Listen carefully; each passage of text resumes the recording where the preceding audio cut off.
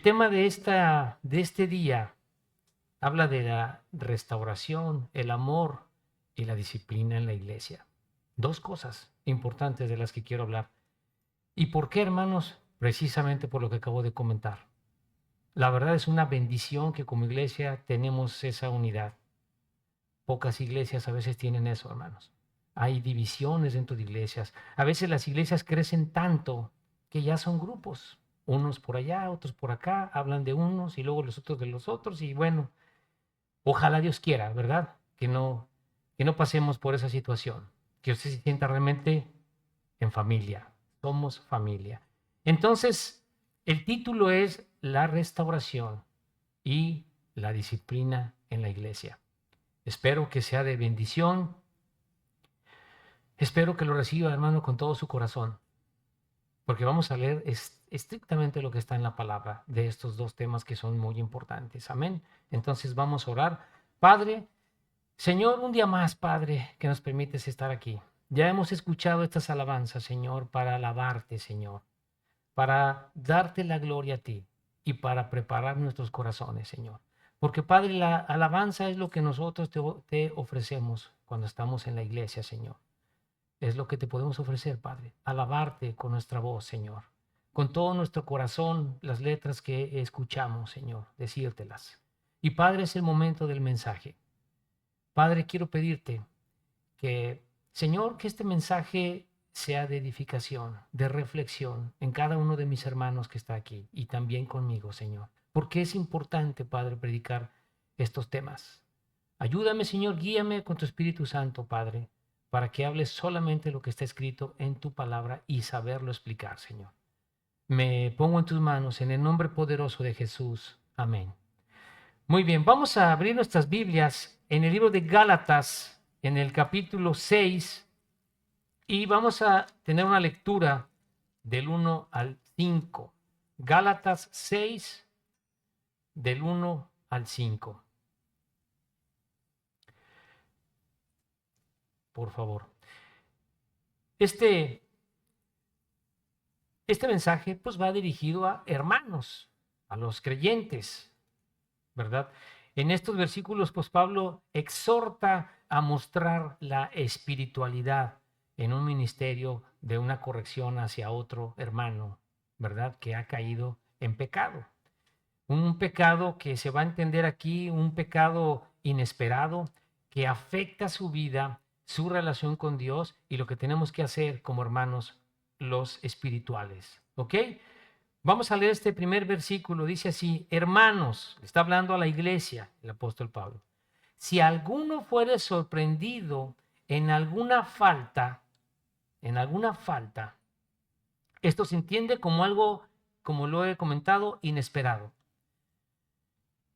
Vosotros, ustedes, que sois espirituales, restauradle con espíritu de mansedumbre, considerándote a ti mismo, no sea que tú también seas tentado.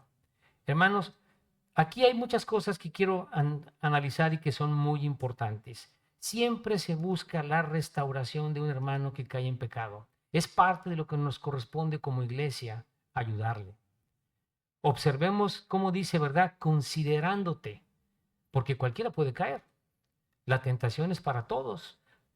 Todos somos pecadores, todos tenemos una carne y cada uno tiene sus propias concupiscencias donde puede caer.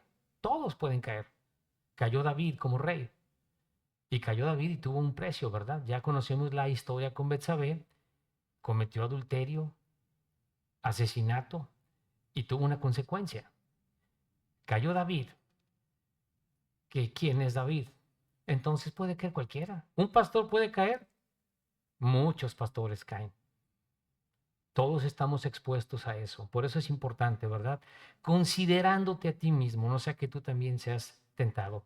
Esta palabra falta, ¿verdad? En alguna falta puede traducirse como un desliz, así lo dice en una concordancia bíblica. Una situación inesperada, un lapso de desviación de un hermano que cayó en transgresión por algo voluntario, también en su propia carne, de la cual es responsable, y que es pecado. Muy importante, ¿verdad? Vosotros, dice aquí Pablo, vosotros, es decir, ustedes que son espirituales, restaurar con espíritu de mansedumbre. Tiene que ser un hermano maduro que está lleno del Espíritu Santo. ¿Y qué significa la palabra mansedumbre? Hablar con dulzura y con humildad. Es una instrucción a los que andan en el Espíritu y no en la carne. Estas tres recomendaciones que hace Pablo: restaurar al hermano que cayó, que fue sorprendido. Aquí, pues hay hermanos, ¿verdad? Espirituales, que quizás cayeron en algunos pecados, incluso en su vida de incrédulo, y que van a ser personas que van a poder ayudar a un hermano que cae en una situación grave, alcoholismo, drogas, cualquier situación. Le puede ayudar. Un hermano que vivió esa situación. Ustedes conocen un hermano de la Iglesia del Norte que él, su propio testimonio de alcoholismo, pues, tuvo una consecuencia, dicho por él mismo, y Dios le ha usado. ¿Para qué? Para ayudar a otros con el mismo problema. El problema muy común en las iglesias, y pasa así, que empezamos a hacer juicio del que cae, a darle con palo, porque eso también lo he visto. No puede caer un hermano en una situación grave de pecado porque, bueno, somos buenos para darle con el garrote, hermanos. Empieza ese sentimiento de juzgar, empieza ese sentimiento de disfrutar el que cayó en pecado. ¿Y por qué pasa eso en nuestro corazón? ¿Por qué sentimos a veces, mira el hermano lo que hizo? Yo no haría eso. Empezamos a querer juzgar, a querer compararnos, a decir, bueno, yo no estoy tan mal, mira lo que pasó con él. Yo he visto problemas. Ninguna iglesia está exenta de eso. Ninguna iglesia. Porque de repente surgen cosas de pecado grave, pero hay que ver cómo resolverlo. Y por eso aquí Pablo dice, ¿verdad? Los que son espirituales, ayudarle, a restaurarle. Es una de las cosas que tenemos que hacer como iglesia. Nos corresponde. ¿Ok? Porque otra de las cosas que podemos encontrar aquí, el chisme. No puede caer un hermano en pecado porque agarro el teléfono y le hablo, oye, ¿supiste lo que pasó con el hermanito? Sí, ¿supiste? Cayó en esto, adulterio. Hay que orar por él. Cuelgo y al que sigue, oye, ¿viste? ¿Sí sabes del hermano tal? No sabía. Pasó esto. Ora por él. Cuelgo y el que sigue, el que sigue, el que sigue. ¿Cuál orar? Te estás gozando en el pecado del hermano, en lugar de orar, en lugar de ayudarle, en lugar de buscarle y ayudarle. Eso es lo que tenemos que hacer como iglesia. Mansedumbre, pues como lo hemos leído, habla de dulzura, humildad, porque también habla de alguien genuino, hermanos, un cristiano realmente genuino, que no va a aplastar a su hermano, sino también va a sentir ese dolor, esa carga por él, por lo que ha sucedido, no haciéndole sentir miserable, ¿verdad? Una restauración con mansedumbre, es decir, humilde la persona, va a tener una efectividad en el hermano que va a ayudar. Tendrá alguien al lado que le va a animar a levantarse, a decirle, mira, caíste, levántate, Dios te perdona. Eso es diferente, ¿verdad? Considerándonos a sí mismos. La experiencia cristiana común es, hermanos, cuando no se restaura en amor, sino más bien juzgando, como si nunca hubiéramos hecho algo así. Este cristiano, créanme lo que un cristiano que no tiene ese corazón, sino que va y juzga, no considera que él también puede caer en pecado, es muy probable que también caiga en cualquier situación. Va a estar en una situación similar, porque no es una persona madura. ¿Ok? En el versículo 2 y 3 dice, sobrellevad los unos las cargas de los otros y cumplid así la ley de Cristo. Porque el que se cree ser algo, no siendo nada, a sí mismo se engaña, como lo hemos comentado. Sobrellevar las cargas, el problema del pecado, la dificultad, el costo que tiene en su vida. Hay pecado que a veces llega, hermanos, en familias cristianas que destruye la familia. No se diga un adulterio, una situación así, porque destruye la familia. Y tenemos que estar como iglesia para ayudar y restaurar. Así cumplimos, ¿qué dice? la ley de Cristo, vernos unos a otros en amor. El amor fraterno entre hermanos ayuda muchísimo. Y como lo digo, cuando estamos en dificultades, qué importante es tener el amor de la iglesia. Qué bonito es estar en una iglesia donde yo tengo un problema y le puedo hablar a un hermano que tengo una relación con él, que sabe la situación en la que estoy pasando y decirle, ora por mí. Y en lugar de chismear, va a doblar rodillas y orar por él para ayudarle. Va a estar pendiente. Cualquier pecado en su vida, en la situación en que se encuentra, ora por mí, ayúdame. Hay hermanos que luchan con pecado. Todos pecamos. Todos. Cada uno de nosotros sabe en dónde estamos batallando en nuestra vida. Cada uno. ¿Estamos de acuerdo? Cada uno sabe. Cada uno de nosotros sabemos de dónde nos ha rescatado el Señor y sabemos nuestras propias concupiscencias, en dónde caemos fácilmente. Pero hay un proceso. Cuando una persona se convierte a Cristo, viene ese proceso de restaurar mi vida. Y con la obediencia, con el amor a la palabra de Dios, sabiendo que me ha perdonado, la persona puede cambiar cualquier situación en su vida. Si llega aquí una persona en la iglesia, un hombre que viene vestido de mujer, lo voy a sacar. No. Pásale, bienvenido. Mira, somos familia aquí. Pero ese hombre va a escuchar la palabra de Dios. Y si recibe a Cristo, va a cambiar su vida. Y nosotros le vamos a ayudar. Eso es lo que tenemos que hacer como iglesia, ¿verdad? El que se cree ser algo, ese hermano que piensa que es diferente a todos, egoísta, pues se está engañando a sí mismo, ¿verdad? Con un orgullo, sintiéndose más que los demás, pues se convierte en un hombre carnal. ¿Estamos de acuerdo? Es importante exhortarnos como iglesia, ministrarnos unos a otros, con humildad y con dulzura. Si un hermano llega conmigo o yo sé de un pecado con él, es acercarme con él y mostrarle con la Biblia en amor. Mira, Dios te ama. Esto dice la palabra de Dios. Está bien. Le voy a demostrar en amor qué dice la Biblia. ¿Verdad? No vamos a ser consecuentes con el pecado, pero sí le voy a decir en amor, mira, esto dice la palabra de Dios. Y Dios te ama. Vamos a Primera de Tesalonicenses 5:14. Primera de Tesalonicenses 5:14. Le doy tiempo a que lo busque, hermanos. ¿Ya estamos ahí? También nos rogamos, hermanos, que amonestéis a los ociosos, que alentéis a los de poco ánimo, los que tienen un desánimo, que sostengáis a los débiles, que seáis pacientes para con todos.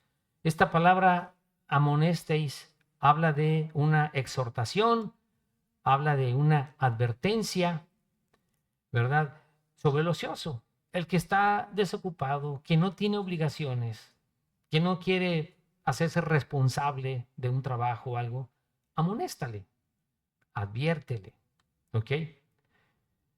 Está muy claro lo que tenemos aquí, ¿verdad? Amonestar, alentar, sostenerle y ser pacientes. Trabajo que nos corresponde, ¿para qué? Para cumplir la ley de Cristo, amándonos unos a otros. ¿Ok? Muy bien, vamos a Segunda de Corintios. Segunda de Corintios y vamos a leer el capítulo 1 del 3 al 6. Aquí el apóstol Pablo, después de dirigir la primera carta, donde les está exhortando, donde les hace ver todo el pecado, pues en esta segunda carta les hace la mención, ¿por qué lo hizo? ¿Por qué? Y aquí habla algo muy importante, en el capítulo 1 del 3 al 6.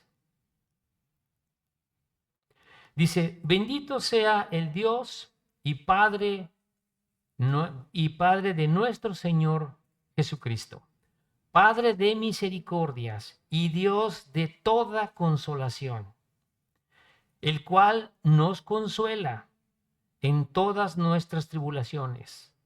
Y mire lo que dice, para que podamos también nosotros, la iglesia, consolar a los que están en cualquier tribulación, por medio de la consolación con que nosotros somos consolados por Dios. Puede verlo.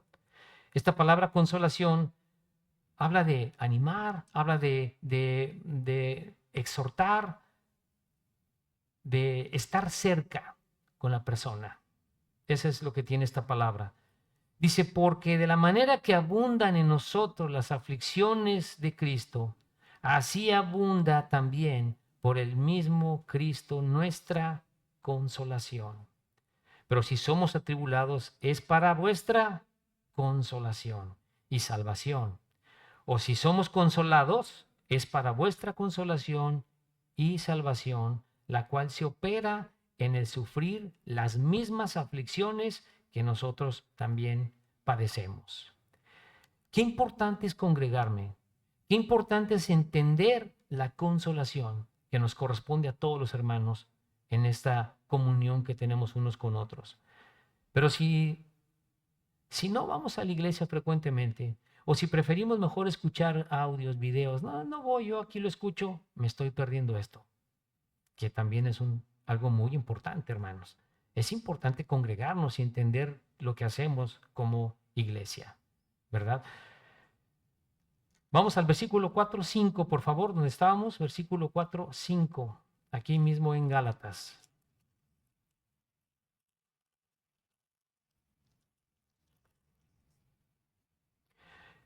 Dice, así que cada uno someta a prueba su propia obra, y entonces tendrá motivo de gloriarse solo respecto de sí mismo y no en otro, porque cada uno llevará su propia carga.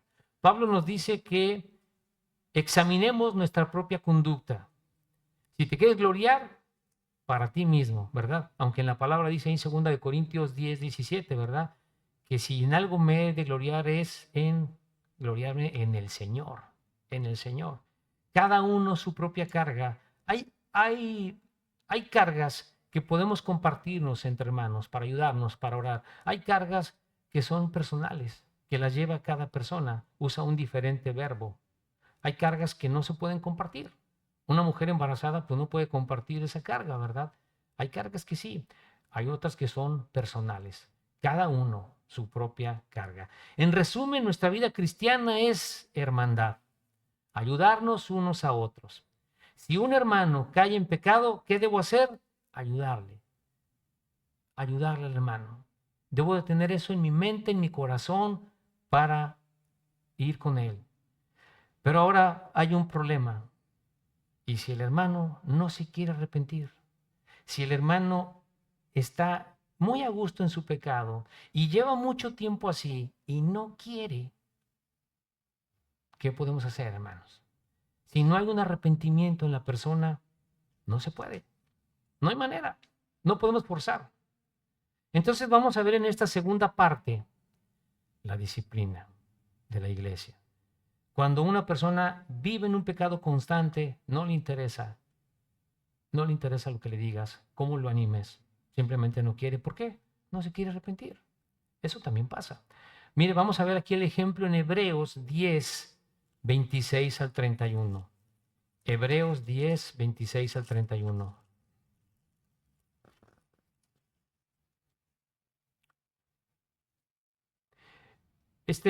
Esta epístola está dirigida a los creyentes, está dirigida a los creyentes vacilantes, a creyentes pues que tenían muchas dudas, que seguían con el judaísmo, con sus prácticas que ellos tenían antes, pero es una carta dirigida en específico, ¿verdad? Para creyentes, para ellos.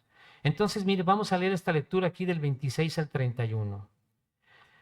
Porque si pecaremos voluntariamente, después de haber recibido el conocimiento de la verdad, ya no queda más sacrificio por los pecados. Mira, tú vives en un pecado constante y no quieres cambiar, sino una horrenda expectación de juicio y de hervor de fuego que ha de devorar a los adversarios. Pone el ejemplo del incrédulo, pero siga leyendo conmigo. Y el que viola la ley de Moisés por el testimonio de 2 o 3 testigos muere irreversiblemente. Mire el 29. ¿Cuánto mayor castigo pensáis que merecerá el que pisoteare al Hijo de Dios y tuviere por inmunda la sangre del pacto, ¿qué dice? En la cual fue santificado, e hiciere afrenta, como pelea, como guerra, al Espíritu de gracia? Puede leer que está dirigiéndose a cristianos, ¿verdad? Pues conocemos al que dijo, mía es la venganza, yo daré el pago, dice el Señor. Y otra vez, ¿qué dice? El Señor juzgará a su pueblo. Muchos teólogos dicen, bueno, creo que está dirigido más a inconversos. Hermanos, en un estudio teológico está hablando de cristianos, cristianos que se convirtieron, que fueron lavados con la sangre de Cristo y la tienen a un lado y ellos siguen viviendo en pecado. Porque si fuera para un cristiano, pues no es novedad que son culpables de juicio. Ninguna novedad, ¿verdad? Que son culpables por su pecado. Más bien a los cristianos que sus acciones les han impedido entregarse a Cristo. Se trata de una persistencia voluntaria al pecado. Un pecado de forma habitual, constante, que después trae disciplina de Dios. Hay hermanos que viven en pecado habitual como si no pasara nada. ¿Y sabe por qué? Llevo años así. Eso piensan ellos. Llevo años así y no pasa nada. Oye, ¿es pecado esto? Sí, sí, sí, sí, lo sé. Pero llevo años así. Eso piensa él. No hay problema. Cuidado. Porque también dice la palabra que de Dios nadie se burla y lo que uno siembra, eso cosecha. Hemos leído en otros mensajes, el amor de Dios es tan grande, hermanos, que nos deja con su misericordia, sin meter la disciplina, cuando ya es el momento. La misericordia de Dios, hasta que Dios dice, basta. Y cuando Dios dice, basta, hermano, ya está. Ya no hay forma. Viene la disciplina, porque somos hijos de Dios. Y somos hijos de Dios, y como dice también aquí en el libro de Hebreos, al que recibe por hijo, lo azota. En el Antiguo Testamento los que pecaban voluntariamente, es decir, que persistían en pecar, no les importa la exhortación, nada, eran cortados del pueblo. Mire, vamos a ver un ejemplo aquí en Números 15, 30, 31. Números 15, del 30 al 31. Los tengo conmigo, ¿verdad? No se va a salir nadie de aquí, ¿verdad? Tenemos que escuchar la palabra de Dios, hermanos, en todo, ¿verdad? Dice en el 30, mas la persona que hiciere algo con soberbia, así al natural como el extranjero, ultraje a Jehová. Esa persona será cortada de en medio de su pueblo, por cuanto tuvo en poco la palabra de Jehová y menospreció su mandamiento. Enteramente será cortada esa persona, su iniquidad caerá sobre ella. Ahora algo, separado no es fuera de la iglesia, eres miembro de la iglesia, pero usa la palabra cortado. Cortado, no afecta su salvación. Una persona que ha recibido a Cristo con todo su corazón y está viviendo en pecado sin arrepentirse, si recibió a Cristo en su corazón, es salvo. Es mi hermano en Cristo, como sea. ¿Estamos de acuerdo? Muy bien. Vamos a Primera de Corintios, al capítulo 5 del 1 al 6. Primera de Corintios.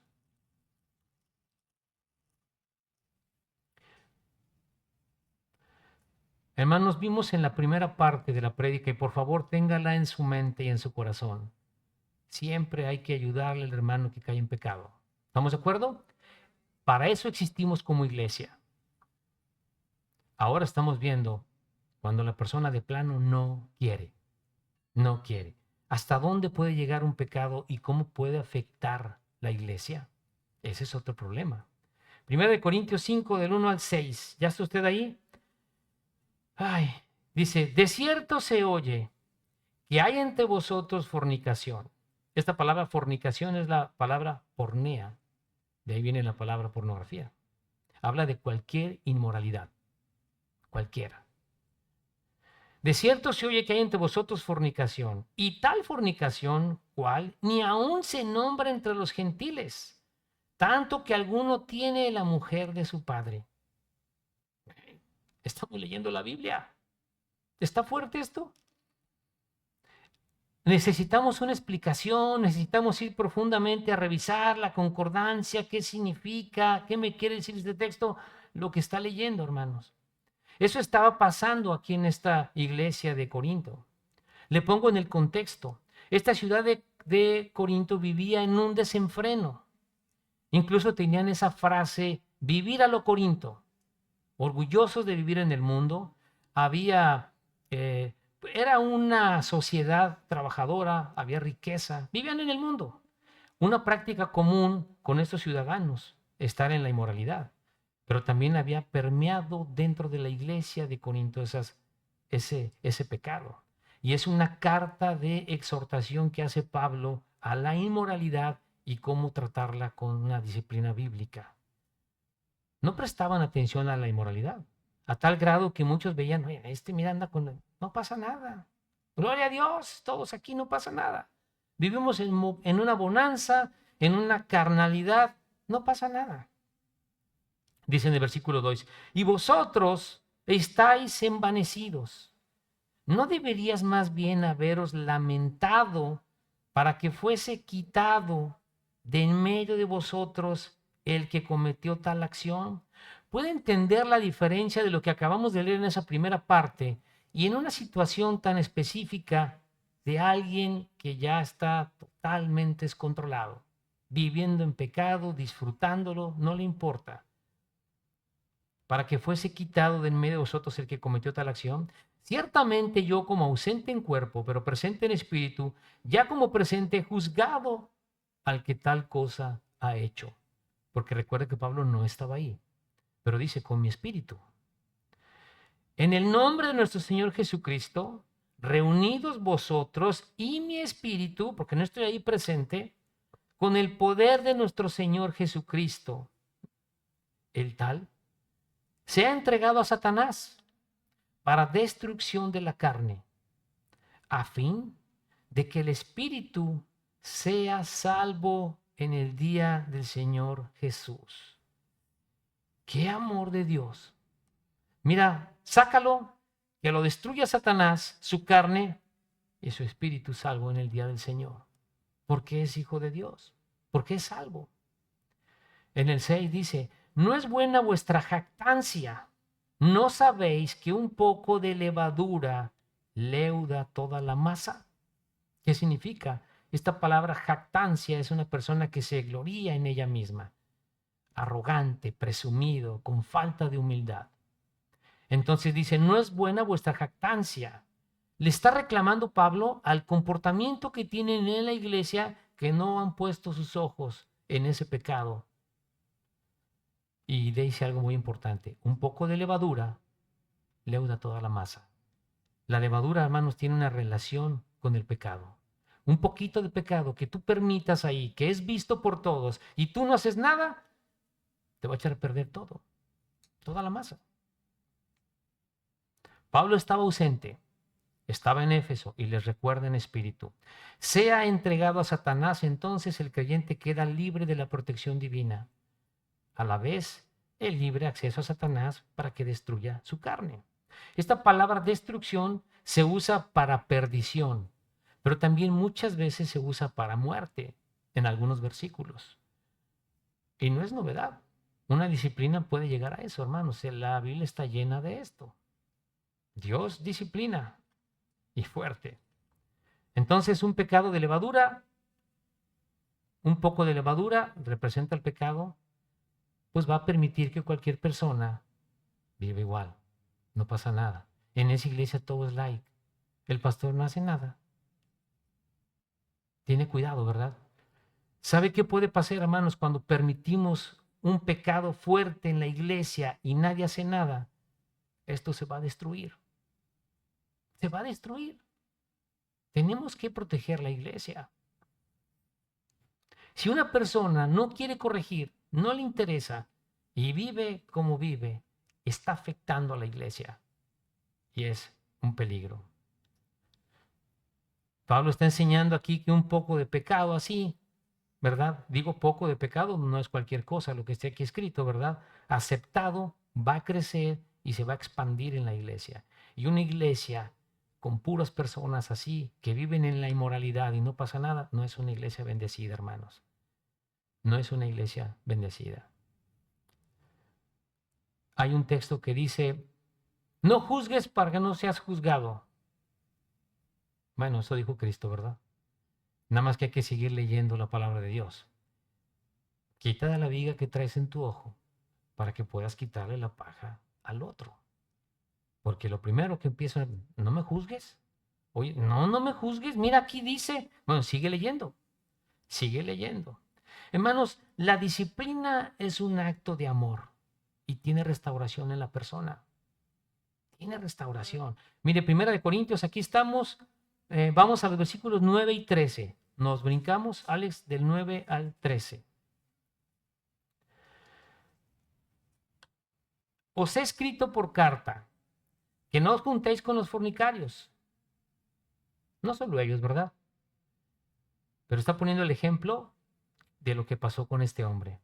No absolutamente con los fornicarios de este mundo, o con los avaros, o con los ladrones, o con los idólatras, pues en tal caso os sería necesario salir del mundo. Te estás juntando con personas así, ok, estás en el mundo, necesitas salirte de ahí.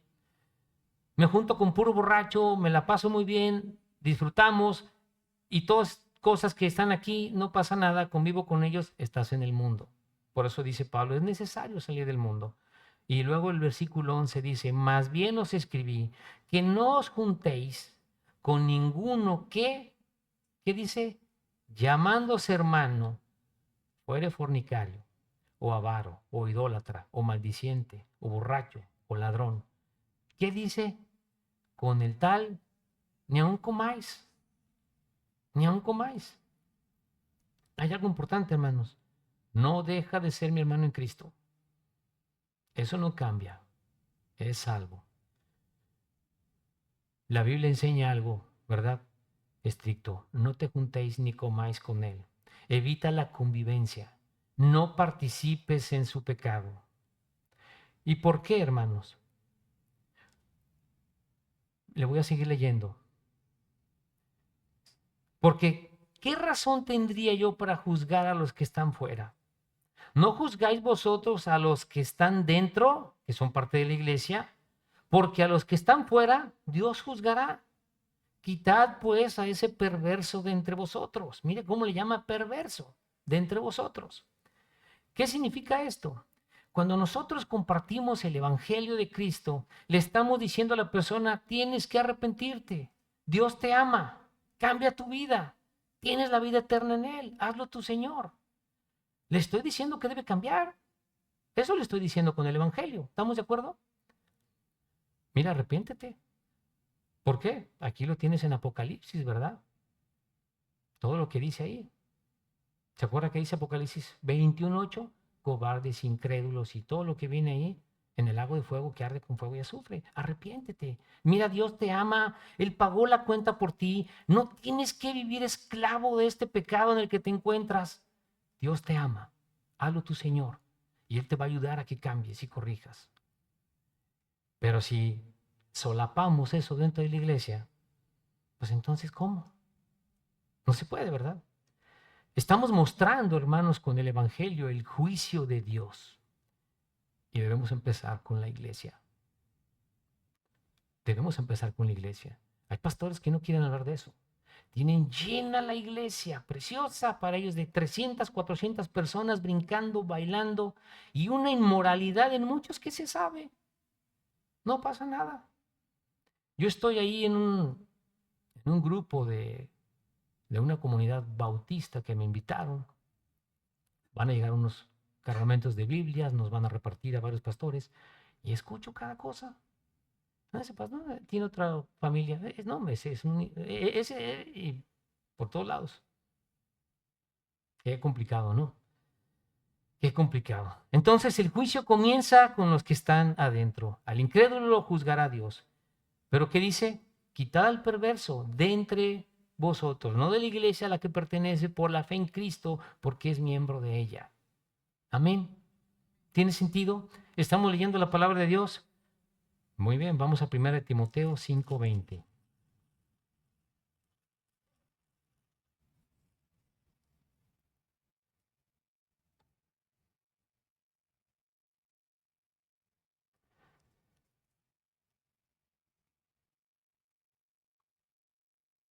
Dice, a los que persisten en pecar, ¿a qué se refiere esto, hermanos? Hablamos en un principio que todos pecamos diario. Yo me levanté y pensé cosas, estoy renegando, es pecado. Y si me voy a todo el día de mi trabajo y llego a mi casa, pequé. Pecamos todos. Pero cuando habla el que persiste en pecar, es una persona que tiene un pecado que no lo quiere dejar. ¿Me explico? Que lo tiene claro y no lo voy a dejar, no voy a cambiar eso. A los que persisten en pecar, repréndelos delante de todos para que los demás también teman. Ayuda a la iglesia. Dice, los demás teman, es decir, pues nos ponen alarma, hermanos, nos pone a reflexionar. Mire el 24 y el 25. Los pecados de algunos hombres se hacen patentes antes que ellos vengan a juicio, mas a otros se les descubren después. Asimismo, se hacen manifiestas las buenas obras, y las que son de otra manera, ¿qué dice? No pueden permanecer ocultas. Está importante lo que hemos leído, ¿verdad? Conclusiones. No me canso de decirlo. Todos tenemos luchas, todos pecamos diario. Pero tenemos una relación con el Señor y cuando pecamos hablamos con Él. Es nuestra relación personal. Puedes estar luchando con un pecado. Está bien. Habla con el Señor. Ayúdale. Y si tienes un hermano tuyo de mucha confianza, le puedes decir, ayúdame a orar por mí. Estoy en una situación así. Yo sé que estoy mal, pero quiero cambiar. Ayúdame. Por favor, ora. Mira, Dios ya me ha mostrado esto que debo corregir y no lo hago. Ayúdame, por favor. Mi carne me gana. Esa es una persona sincera. Yo, como todos ustedes, pues tenemos pecados y yo, cuando estoy en una situación así, yo me pongo de rodillas y digo, Señor, mi carne quiere hacer esto. Si tú no me detienes, no voy a poder. Dame la fuerza, por favor, para detenerme.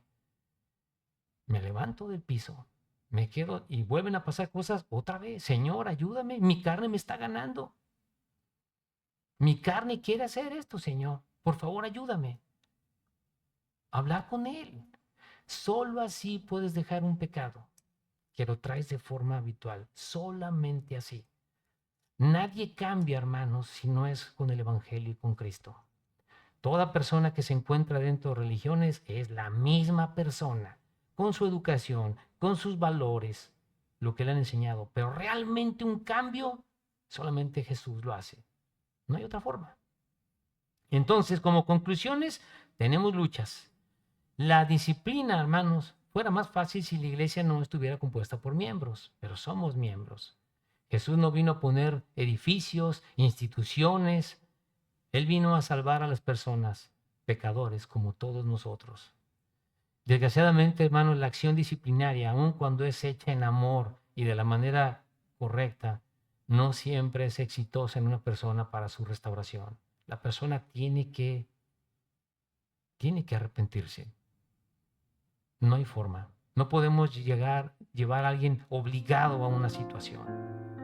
Tenemos este principio. Somos familia. Y como se los dije al principio, ayer que veía las fotos, yo le di gracias a Dios. Qué bonito. Señor, que siempre esté así la iglesia. Es una bendición. Amén. ¿Se entiende el mensaje? ¿Nadie está ofendido? Gloria a Dios. Gloria a Dios. Pues vamos a orar. ¿Te gustaría saber si tienes un lugar seguro en los cielos? Yo quiero decirte que En la Biblia, Dios nos dice que Él quiere que sepamos cómo tener un lugar seguro en el cielo cuando morimos. Yo te quiero explicar con la Biblia cómo puedo tener esa seguridad. Porque al final todos vamos a morir. Con la Biblia, estrictamente con la Biblia, yo te quiero llevar paso a paso cómo puedes tú tener esa seguridad de la salvación de tu alma y la vida eterna. Y para ello voy a ir al libro de Romanos. El libro de Romanos, en el capítulo 3, en el versículo 23, dice así la palabra: por cuanto todos pecaron y están destituidos de la gloria de Dios. Lo primero, yo necesito estar de acuerdo con Dios en que soy pecador.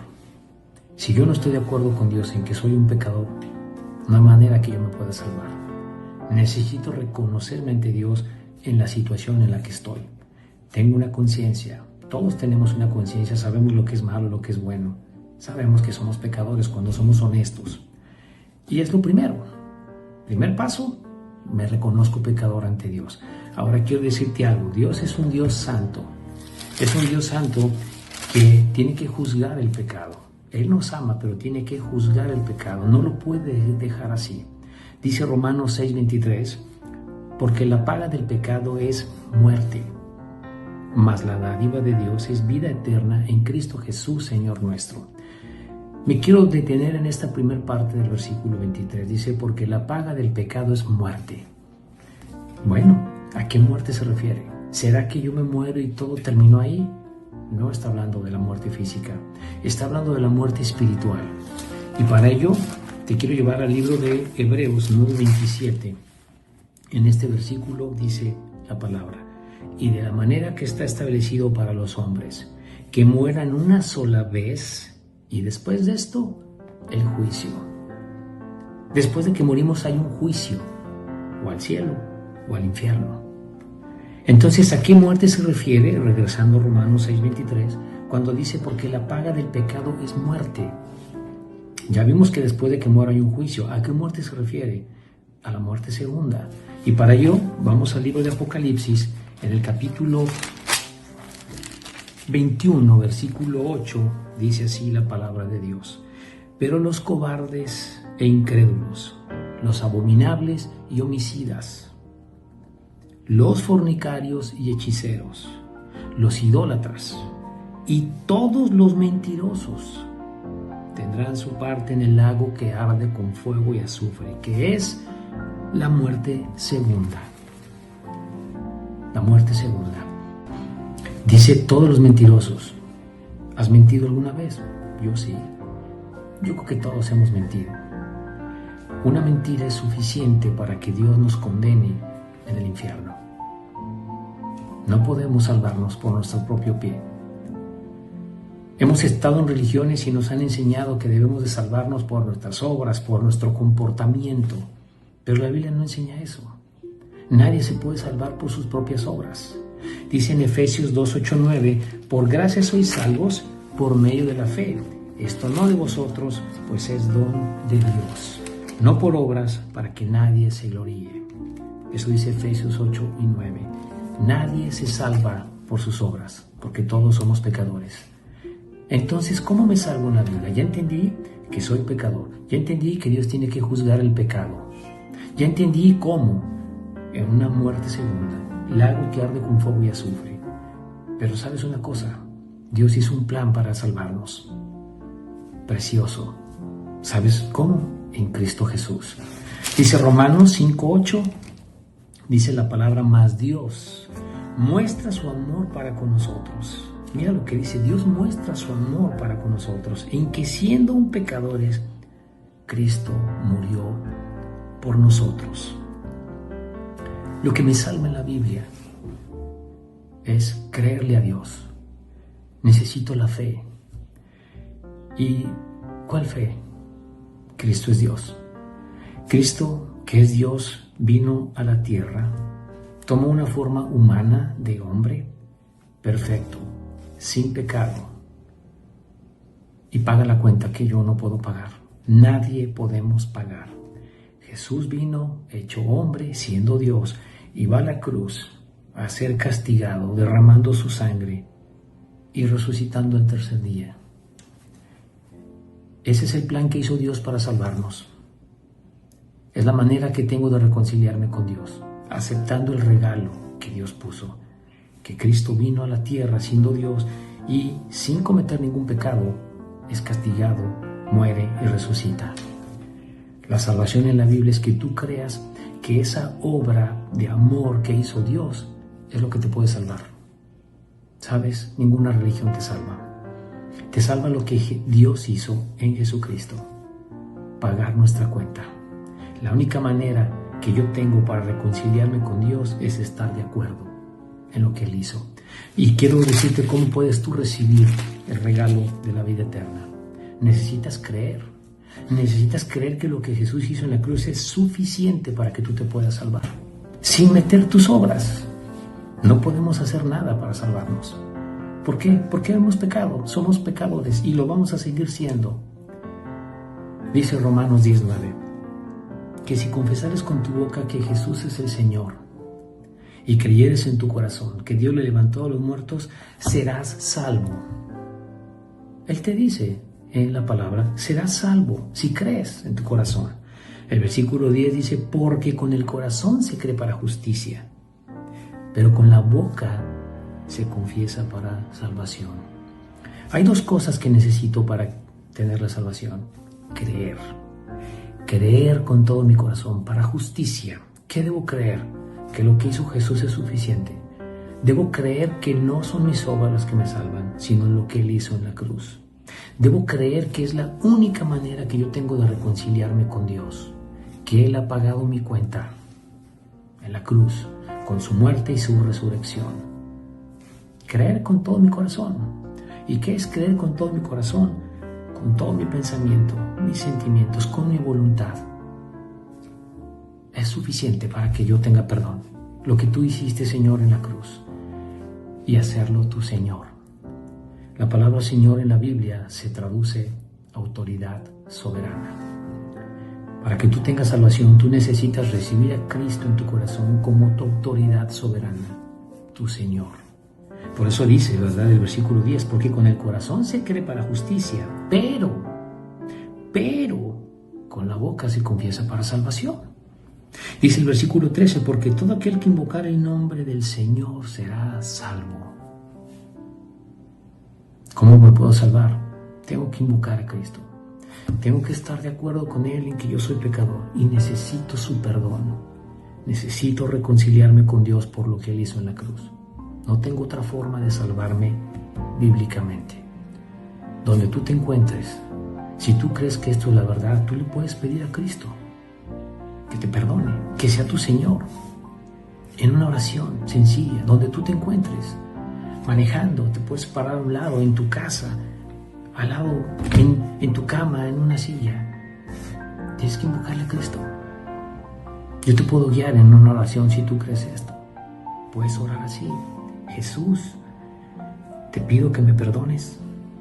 Reconozco que soy un pecador, pero creo que tú me has perdonado con tu obra de amor en la cruz. Te doy gracias por la vida eterna, Jesús. Te acepto en mi corazón como mi Señor y mi Salvador. Amén. Si tú haces esa oración con todo tu corazón, esa es tu salvación.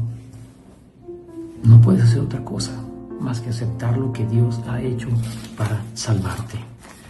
Quiero leerte este último versículo aquí en el libro de 1 de Juan 5:12. Dice así la palabra: el que tiene al Hijo tiene la vida. El que no tiene al Hijo de Dios no tiene la vida. Necesito al Hijo para tener la vida. ¿Y cómo? Ya vimos cómo.